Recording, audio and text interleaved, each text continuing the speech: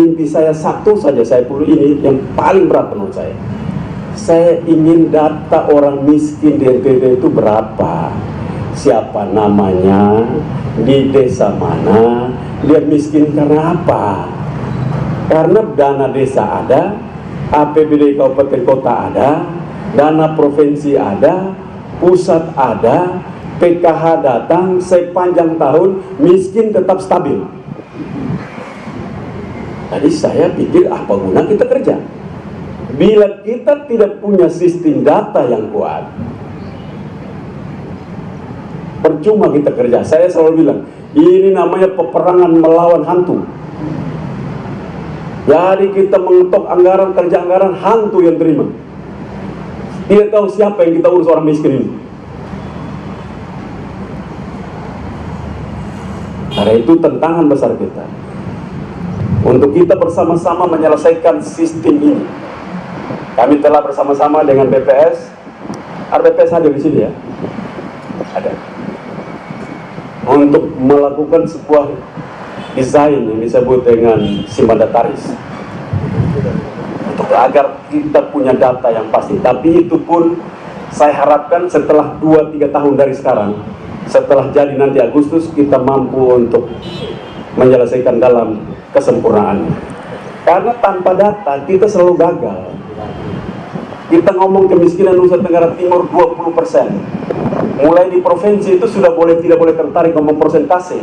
Sudah mulai ngomong di kecamatan, desa mana saja kemiskinan itu paling besar. Kalau sudah di kabupaten sudah mulai nama orang. Sudah di desa, kecamatan, sudah nama jelas, kenapa, identifikasi jelas, dia miskin karena ini, sumber daya manusia tidak ada, ataupun dia tidak punya aset yang dikerjakan untuk menunjang kehidupan. Ini persoalan kita yang paling besar.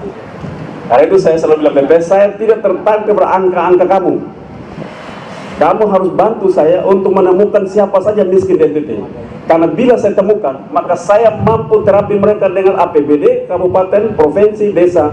Dalam beberapa tahun mereka akan selesai menatap masa depan. Ini tantangan besar provinsi ini. Dan bukan saja di NTT, hampir semua tantangan kita di Indonesia adalah data kita. Karena itu kita harus menuju ke sana bersama-sama, kolaborasi dengan seluruh lembaga yang terkait untuk kita menghasilkan sebuah data yang solid. Dan karena itu data-data seperti itu yang akhirnya hari ini kita saling ribut antara pusat dan daerah. Lalu daerah kalau ngasihnya salah karena tidak percaya pusatnya memberikan bantuan salah, alasannya saya tidak percaya terhadap data di daerah. Nanti data provinsi tidak percaya lagi data di kabupaten, kabupaten tidak percaya data di desa. Lalu kita duduk untuk melihat siapa. Rupanya kita sedang melayani ketidakpercayaan kita. Itu yang sedang terjadi. Yang kita layani adalah kita melayani ketidakpercayaan kita secara republik. Dan saya pikir ini harus disudahi. Kita harus mulai saling percaya di dalam satu data. Dan kita akan mengukur data itu pada saat kita melakukan terapi-terapi terhadap warga miskin kita. Agar kita mampu menghasilkan sebuah sistem yang baik dalam mengentaskan kemiskinan di Provinsi Nusa Tenggara Timur. Selanjutnya, saya juga akan gembira tentunya menjadi inspektorat itu jangan pernah ingin dapat pujian. Orang tidak suka. Jadi saya kalau cek, kalau OPD sudah tidak suka dengan inspektorat, tandanya mereka kerja benar. Tapi kalau mereka senang sekali inspektorat, ini tanda ada tidak benar. Karena tidak ada yang suka dari orang pemeriksa orang, tidak ada suka. Kalau di organisasi, khususnya di pemerintah daerah, orang tidak suka inspektorat, Pol PP, Badan Kepegawaian dan Keuangan. Nah, empat ini kalau bilang, wah itu kami suka sekali, kami senang, itu pasti ada kau kali kau di situ. Karena ini tempat orang tidak suka. Masa orang suka untuk diperiksa-periksa? Orang tidak suka diperiksa. Karena itu saya harapkan kalau pemeriksaan profesional, tadi ngomongnya profesional, jadi harus profesional, lakukan dengan benar, dan itu menjadi early warning system di dalam pemerintahan daerah. Jadi kita tidak harus ditegur dari luar. Teman-teman BPK yang akan memeriksa kita sepanjang setiap tahun, mereka akan membantu kita BPKP juga akan membantu kita. Kerjasama seperti itu akan menolong kita untuk kita tidak perlu lagi nanti sudah di ujung baru kita ribut. Salah pemerintah. Nah itu. Jadi kalau mama ada yang meninggal itu salahkan pemerintah, sebaiknya mungkin dia tidak beragama, dia tidak bertuhan. Karena di dalam keyakinan saya, di surga itu tidak ada ratap tangis dan kertak gigi. Maka setiap kali yang pulang hendaklah kita bersyukur, maka beliau disayang luar biasa oleh Yang Maha Kuasa. Hari ini kita berdiri duduk di sini, kita berkumpul di tempat ini, kita bicara tentang sebuah pembangunan gedung baru, sebuah kemajuan tentunya. Katanya dari sejak 1958 saya juga terenyuh juga, sampai dengan 2021 ini mereka punya gedung baru. Bayangkan sekian lama. Lalu baru kita membaca belahan dunia ini, ada perubahan dan pertumbuhan hebat. Baru saja kita tahu Elon Musk mulai percaya diri bahwa di Mars akan punya kehidupan baru di sana. Mereka telah melakukan percobaan dan mereka mulai yakini bahwa bukan saja di bumi tetapi di Mars akan ada kehidupan baru di sana. Kita juga baca bagaimana dalam ilmu kedokteran sudah mulai maju untuk mendesain agar manusia yang keluar nanti tidak manusia, mereka sudah menyiapkan dan memprediksi secara baik sehingga yang keluar nanti manusia-manusia yang tidak stunting lagi, kecil, pendek, botak, tapi semuanya yang lahir itu semua orang-orang yang punya fisik yang baik, intelektual yang baik, karakter yang kuat. Semua desain sudah menuju ke sana. Kita juga membaca bahwa riset sekarang sudah meyakini bahwa tidak perlu lagi makan steak, itu perlu piara sapi. Cukup dengan sel, kita membangun sel lalu kita bisa makan steak. Dunia begitu maju luar biasa. Lalu NTT ketinggalan berapa ratus tahun.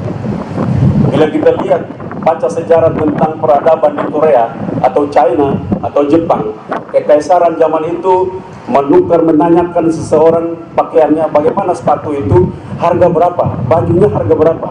Kalau yang paling mahal dia bilang harga kira-kira sebesar 2 karung beras. Nah, itu artinya mahal itu. Zaman itu berarti harga beras diukur dengan sebuah sepatu itu sangat mahal. Hari ini kita meninggalkan Korea, China, Jepang, meninggalkan alat tukar dengan beras menuju alat tukar yang luar biasa, yang maju luar biasa dengan ilmu pengetahuan dan teknologi. Karena itu, bila kita lihat belahan dunia sana, pasti kita sangat terpukul bagaimana kita hidup ketinggalan sekitar 500 tahun sedikit-sedikitnya pertumbuhan manusia kita. Ini tantangan buat kita sebenarnya. Karena itu di dalam momentum yang baik hari ini, saya senang tadi bukan gedungnya baru. Saya senang karena kerjanya baru. Digitalisasi dalam kerja-kerja inspektorat itu adalah sebuah kesempatan bagi Nusa Tenggara Timur. Itu adalah kesempatan bagi daerah-daerah dan negara-negara yang remote area seperti Nusa Tenggara Timur, daerah terpencil, akan punya kecepatan yang mengimbangi negara-negara yang telah maju melampaui kita ratusan tahun lamanya. Untuk kita mengejar ketertinggalan itu tidak jauh dengan cara digitalisasi seluruh kegiatan dan profesi kita untuk kita mengejar ketertinggalan kita.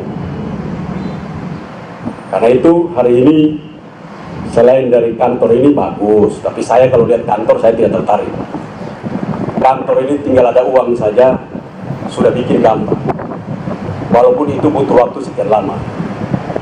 Tapi kalau teknologi, etos kerja, mimpi-mimpi kita, operasional lapangan, konsensus organisasi, sikap dan tindak, komitmen kerja keras, ini berat. Kita punya masalah serius di situ. Hobi melihat orang susah. Kalau dia lebih susah lagi, lebih senang lagi mereka. Kalau ada yang mimpin disusahin itu, mereka senang sekali. Nah, ini cara berpikir, ciri khas orang-orang miskin itu seperti itu. Selalu berpikir mundur, tidak pernah berpikir maju.